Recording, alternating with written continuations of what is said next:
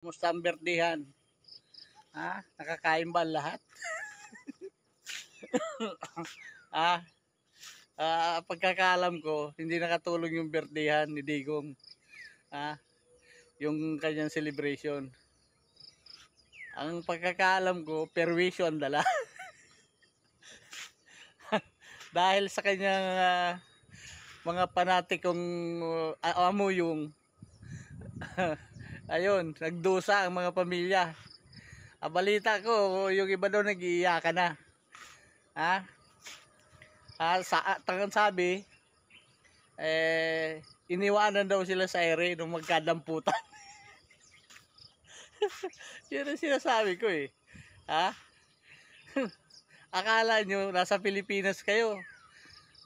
Dito kasi nagagawa nyo yung gusto nyo.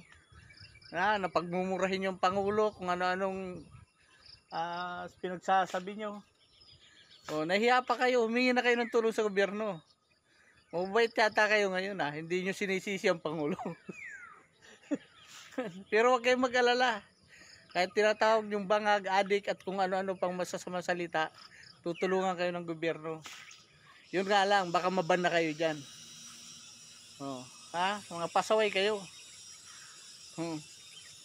Yan ang napapala ng mga nagpapakunwaring panatiko pero wala namang napapala. Ang hirap maging panatiko, baka hindi nyo alam. Nagawa na yan ni Las Cañas, pati kanyang mga kapatid na ipapatay. Dahil sa pagiging panatiko niya. Tutularan nyo ba yon? Yung ganong style? Huwag kayong maging tanga. Mga bobo kayo eh. Di ba? Ang gawin nyo, magsipagtino kayo. Kasi pag hindi kayo magsipagtino, ang kahantungan talaga nyo, kapahamakan. Bibigyan ko kayong isang verse na sinabi ni Jesus. Ito para sa inyo to, kasi tumpak sa inyo yung sinabi niya.